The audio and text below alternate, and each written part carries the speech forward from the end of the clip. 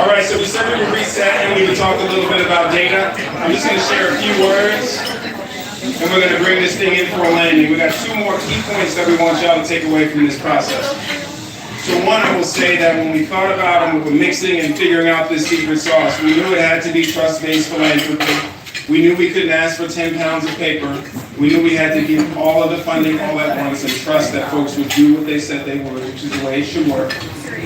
So we also organized a small committee of great people to be a part of that information or interest form and short conversation to get the details on organizations. I will recognize that we had 27 people to express interest and room for 8. So we are recognizing that the resources were in fact limited. So I see Phyllis Powell in the back. She was on that review committee and conversations with people. I saw her name. And another person who was there from the very beginning is Manal Manchik. She was part of that process. She has that outside independent evaluation in her hand. It's on the QR code on all of our tables. And she's going to talk a little bit about those data and those outcomes. You may write me down in history with your bitter, twisted lies. You may trod me in the very dirt, but still like dust, I rise. Did you want to see me broken? With bowed head and lowered eyes, shoulders falling down like teardrops, weeping by my soul cries. You may shoot me with your words, you may cut me with your eyes, you may even kill me with your hatefulness, but still like air, I'll rise, I'll rise, I'll rise. C-Lap, you all have risen.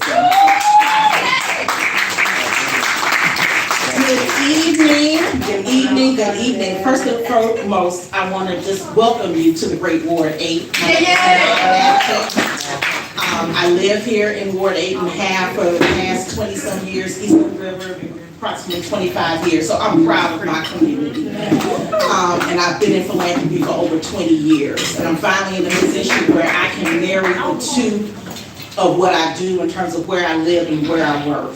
And my big brother over here, Mr. Glenn Ogilvie, just kind of put this report in my hand this evening. It's like, I need you to do what you do. And what I want to say is that first and foremost, I want to thank you, Shay. Yes. Thank you, Nadine. Because what people are talking about, it ain't easy being in philanthropy in this day and age. DEIA, REIA, being black, BIPOC, whatever you want to call it. At the end of the day, we're fighting to be recognized and to be seen. And so when you fall on the sword, when you fight for what you know is needed, kudos and applause, and I don't want that to be taken lightly.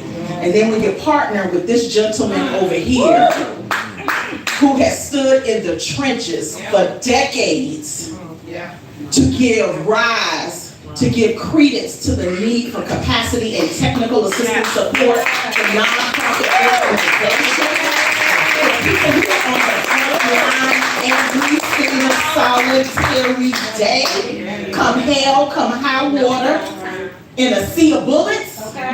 Let's be real about what's happening and what's going on. Erica, thank you, sis, for finally qualifying the need for rest and respite. Glenn, you said it earlier, and that this is an honest conversation that needs to be had in our community. Y'all, we gotta stop being martyrs. We gotta stop dying for the cause. We gotta stop leaving our families behind. We gotta stop leaving our children unattended. We have to stop running on E. We gotta stop with the scarcity mindset. So when Glenn shared what he was doing with the CLAP program, I was overjoyed because for me it was like a dream come true. To finally see black women east of the river have an opportunity to not just get funding to support your phenomenal work, but to also speak to someone to deal with you, to deal with me, to deal with what's on the inside, to just separate for just a moment. That is so important at the end of the day. What I want to say about this report, and if you have not had a chance to scan it, this is 15 pages of beauty. What this is speaking to is what we all know, but now we have it in black and white and very colorful. Data. You know, our field data. What does the data say? What is your logic model? What is your theory of change? What are your outcomes? What are the outputs? Okay? I've been in this a long time, so I'm telling you. But what's different about this is that for the 8 women who were selected in this inaugural cohort, you all not only spoke of the importance of receiving funds, but you also qualified the fact that y'all tired. You're running on E, and you need more than just the funding. You need strong boards, okay? You need individuals who come with select skills and expertise to support you in this work. What you also need is time and space to think. You need to be able to evolve with whatever's happening in community, with the populations, with the demographics that you are serving. You need space and grace in order to do that. That's what you're talking about in this report. What you all are also saying is that while you are growing in your respective roles, you still need training. You still need leadership development. All in this report. I can go on, and I don't want to be up here all night because this has been a wonderful evening. But what I am going to say to you all is that if you have an opportunity, please read this report ad nauseum, because this right now is going to be a North Star for how we show and demonstrate that while we are on an island east of the river, we cannot do this by ourselves. And if people truly care about the humanity of black and brown people on this side of town, what you're going to do is that you're going to read this report, you're going to follow the recommendations, and you're going to provide support where it is needed. There's no longer the case to say, we don't have the data. We don't know what they need. What's going on? No, it's right here. Thank you all for continue to be steadfast and unmovable in all that you do. Much love and respect. Peace.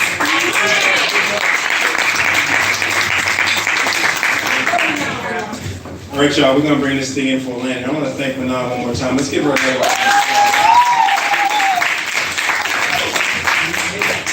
So as we come to a close, we don't have to leave this space, but we're going to close sort of the formal conversation. I want to recognize some folks who are here in the room and their organizations. And I just realized as I was standing there that these are two people who have led nonprofit organizations before making their way into philanthropy. And I'm staring at one very closely, Dr. Marla Dean. I want to give